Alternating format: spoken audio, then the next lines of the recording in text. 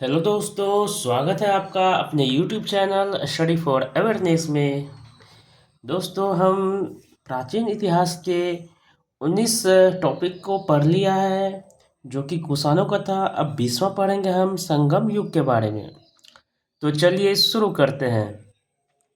ऐतिहासिक युग के प्रारंभ में दक्षिण भारत का क्रमबद्ध इतिहास हमें जिन साहित्य से ज्ञान होता है उसे संगम साहित्य कहा जाता है। संगम शब्द का अर्थ परिषद अथवा गोष्ठी होता है, जिनमें तमिल कवि एवं विद्वान एकत्र होते थे।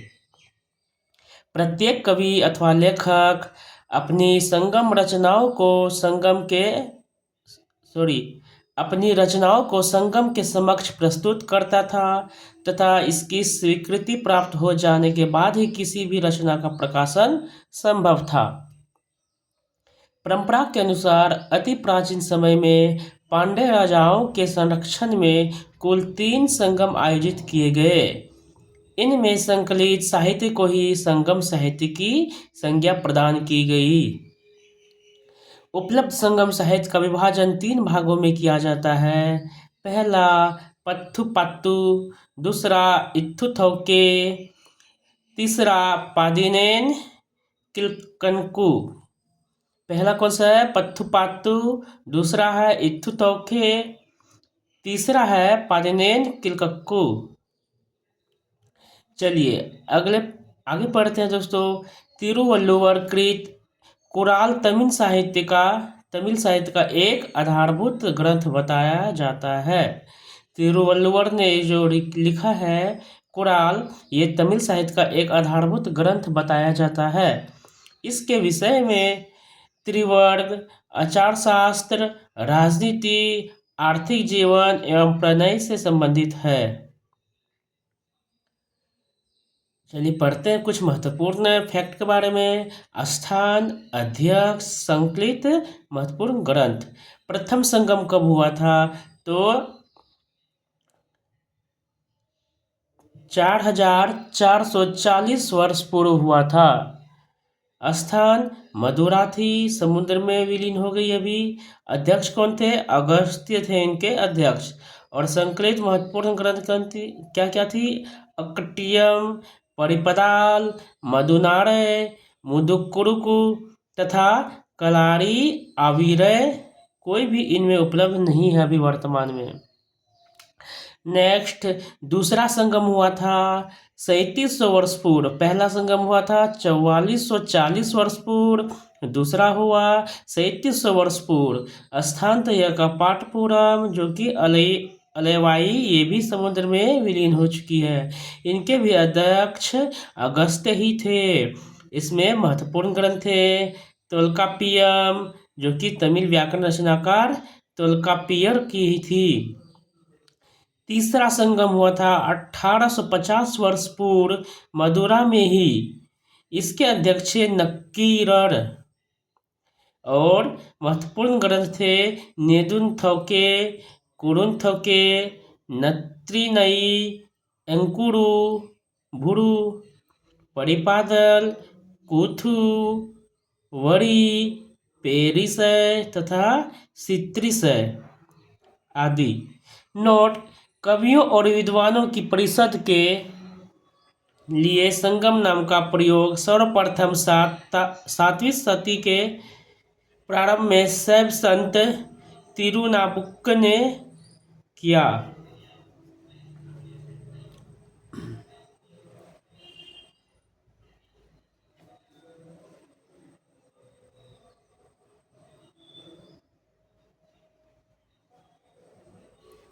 चलिए आगे पढ़ते हैं। इलांगो कृत शिल्पाधिकारम। इलांगो एक व्यक्ति थे, उन्होंने क्या लिखा? शिल्पाधिकारम, जो कि पायलों का गीत है। एक उत्कृष्ट रचना है जो तमिल जनता में राष्ट्रीय काव्य के रूप में मानी जाती है। इसमें 30 सर्ग हैं जिन्हें 3 खंडों में लिपिबद्ध किया गया है। इसमें 3 सर्ग हैं जो 3 कालखंडों में लिपिबद्ध किया गया है।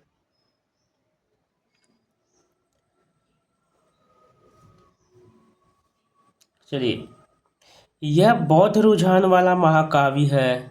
कौन सा? शिल्पाधिकारम। इसमें कावेरी पट्टन के कोवलन, उसकी पत्नी कन्नागी एवं नर्तकी माधवी की प्रेम कहानी है। मदुरा के बौद्ध धर्मावलंबी व्यापारी शीतलय सतनार ने मणिमेगले की रचना की। मणिमेगले की रचना किसने की? शीतलय सतनार ने। इसमें 30 सर्गों के अतिरिक्त एक प्रस्तावना भी है। इसमें जैन प्रभाव है। इसमें राजकुमार उदय कुमारन एवं मणिमेगले की प्रेम कहानी है। इस ग्रंथ की कहानी दार्शनिक एवं शास्त्रार्थ संबंधी बातों के लिए बनाई गई है। इसका महत्व मुख्यतः धार्मिक है। नीलकंठ शास्त्री के अनुसार यह बौद्ध लेखक दिनदनाथ की कृति न्याय प्रदेश पर आधारित है। जीवक चिंतामणि संगम काल के बहुत ही बाद ही की रचना है। इसकी रचना का श्रेय जैन भिक्षु तिरुत्तंकदेवर को दिया जाता है। कहा जाता है कि तिरुत्तंकदेवर पहले चोल राजकुमार था जो बाद में जैन भिक्षु बन गया। तोल्काप्पियम तमिल व्याकरण है। तमिल व्याकरण क्या है? तोल्काप्पियम क्या है? एक तमिल व्याकरण है। 5वीं सदी के बाद बहुत सी प्रसिद्ध तमिल रचनाएं नैतिक एवं दार्शनिक उद्देश्यों में लिखी गई। इनमें तिरुवल्लुवार की तिरुकुरल सबसे प्रसिद्ध है। राम कथा के अनेक तमिल संस्करण हैं, जिनमें सबसे प्रसिद्ध कंबन की रामावतारम है। संगम साहित्य के काव्य को 2 श्रेणियों में बांटा गया है। पहला अकम और पुरम। अकम काव्यों का मूल विषय प्रेम प्रसंग है, जबकि पुरम काव्यों का विषय युद्ध है। संगम साहित्य में हमें तमिल प्रदेश के 3 राज्यों चोल, चेर तथा पांड्य का विवरण प्राप्त होता है। उत्तर पूर्व में चोल, दक्षिण पश्चिम में चेर तथा दक्षिण पूर्व में पांड्य राज्य स्थित था। संगम युगीन राज्यों में सर्वाधिक शक्तिशाली चोलों का राज्य था। यह पेन्नार तथा दक्षिणी वेल्लारू नदियों के बीच स्थित था। इसका सबसे प्रतापी राजा कारिकाल था। कारिकाल ब्राह्मण मतानुयायी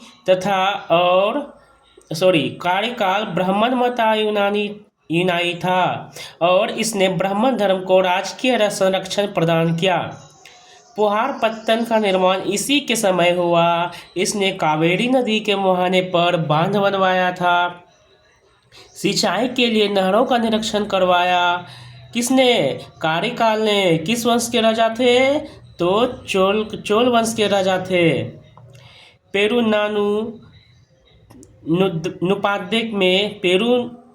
पेरुनानुपादे में कारिकाल को संगीत के सप्त स्वरों का विशेषज्ञ बताया गया है। संगम युग का दूसरा राज्य चेरों का था, जो आधुनिक केरल प्रांत में स्थित है। इस राज्य के कुछ प्रमुख राजा हुए उदयनजीरल लगभग 130 ईस्वी में, दूसरा नेदुनजीरल आदन 155 ईस्वी में एवं सेनगुट्टुवन 180 ईस्वी में। सेनगुट्टुवन ने अधिराज की उपाधि ग्रहण की। इसने पत्नी नामक धार्मिक संप्रदाय को समाज में प्रतिष्ठित किया। संगम युग का तीसरा राज्य पांड्यों का था, जो कावेरी के दक्षिण में स्थित था। इसकी राजधानी मदुरा में थी। पांड्य राजाओं में नेडुंजेलियन, जो कि लगभग 210 ईस्वी में राज किया, सबसे शक्तिशाली था।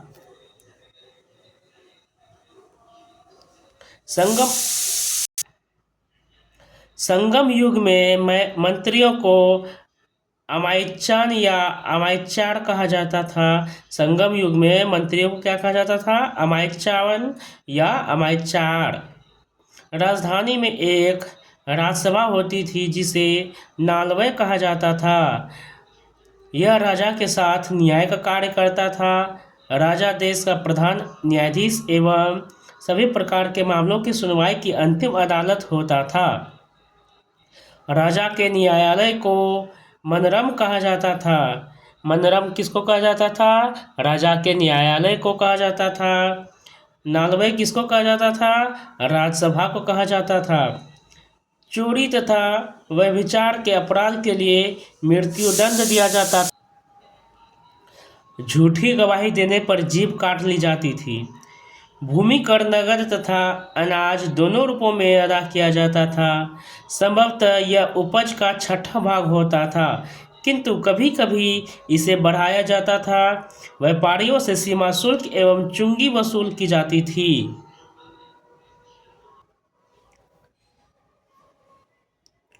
सेना चतुरंगिनी होती थी जिसमें अश्व, गज, रथ तथा पैदल सिपाही सम्मिलित थे। नगाड़ा एवं शंख बजाकर सैनिकों को बुलाया जाता था। युद्ध भूमि में वीरगति पाने वाले सैनिकों के सम्मान में पत्थर की मूर्ति बनवाए जाने की प्रथा थी। राजा अपने आवास की रक्षा के लिए सशस्त्र महिलाओं को तैनात करता था। कौन? चेरों ने, है ना। चेरों के बारे में पढ़ रहे हैं दोस्तों। संगम काल में समय जानने के लिए जल घड़ी का प्रयोग किया जाता था। तमिल प्रदेश में ब्राह्मणों का उदय सर्वप्रथम संगम काल में हुआ, जो समय का सबसे प्रतिष्ठित वर्ग था। इसकी हत्या को सबसे बड़ा अपराध माना जाता था। संगम कालीन ब्राह्मण मांस भक्षक करते थे तथा सूरा पीते थे। ब्राह्मणों के पश्चात संगम युगीन समाज में वेल्लार वर्ग का स्थान था। इसका मुख्य पेशा कृषि कर्म था। संगम साहित्य में व्यापारी वर्ग को वेनिगर कहा जाता था। संगम साहित्य में व्यापारी वर्ग को क्या कहा जाता था? वेनिगर कहा जाता था। संगम साहित्य में 10 प्रथा के अस्तित्व का प्रमाण नहीं मिलता है। तोल्कापियम नामक तमिल रचना से ज्ञात होता है कि संगम काल में विवाह को संस्कार के रूप में मान्यता प्रदान की गई थी। इसमें हिंदू धर्मशास्त्रों में वर्णित विवाह के 8 प्रकारों ब्रह्म, देव, आर्ष, प्रजापत्य, असुर, गंधर्व, राक्षस तथा पैशाच का उल्लेख मिलता है। प्रणय विवाह की मान्यता दी गई थी जिसे पंचतीनय कहा गया है। एक पक्षीय प्रणय को कैकिनय व अनुचित प्रणय को पेरुनिंदय कहा गया है। संगम काल में चावल मुख्य खाद्यान्न था। इसे दूध में मिलाकर सांभर नामक खाद्यान्न तैयार किया जाता था। संगम कालीन कुछ अन्य वर्ग थे, उनको पढ़ लेते हैं, जो कि एक फैक्ट के रूप में दिया गया है। पुलयन, पहला है पुलयन। यह दस्तकारों का एक वर्ग जो रस्सी तथा पशु चर्म की सहायता से चारपाई एवं चटाई बनाने का कार्य करते थे। एनियर एक वर्ग थे, ये शिकारियों की एक जाति थी। मलवर, यह एक लूटपाट करने वाली जाति थी।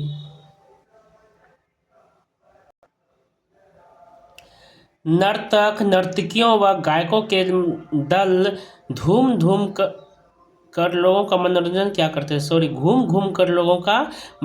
क्या करते थे। संगम साहित्य में इन्हें पानर व विडेलियर कहा गया है।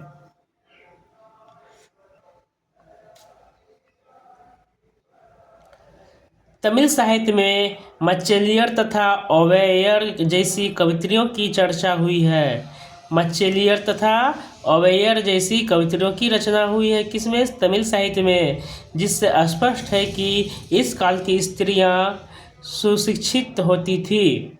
संगम काल के लोग कौवे को शुभ पक्षी मानते थे जो अतिथियों के आगमन की सूचना देता था। कौवे नाविकों को सही दिशा का भी बोध कराते थे। इस कारण सागर के मध्य चलने वाले जहाज़ों के साथ उन्हें ले जाया जाता था। संगम काल में समाधियों के स्थान पर पत्थर गाड़ने की प्रथा थी। इन्हें वीरगल अथवा वीर प्रस्तर कहा जाता था। संगम काल में समाधियों के साथ पर पत्थर गाड़ने की प्रथा थी। इन्हें क्या कहा जाता था? वीरगल या वीर प्रस्तर कहा जाता था। इनकी पूजा भी होती थी। प्रायः युद्ध में वीर गति प्राप्त सैनिकों के सम्मान में खड़े किए जाते थे। संगम काल में किसानों को वेल्लार तथा उनके प्रमुखों को वेलीर कहा जाता था। संगम काल में किसानों को क्या कहा जाता था? वेल्लार कहा जाता था एवं उनके प्रमुखों को वेलीर कहा जाता था। संगम साहित्य से पता चलता है कि समाज के निम्न वर्ग की महिलाएं ही मुख्यतः खेती का कार्य किया करती थी। इन्हें कड़ैसिवर कहा जाता था। कड़ैसिवर।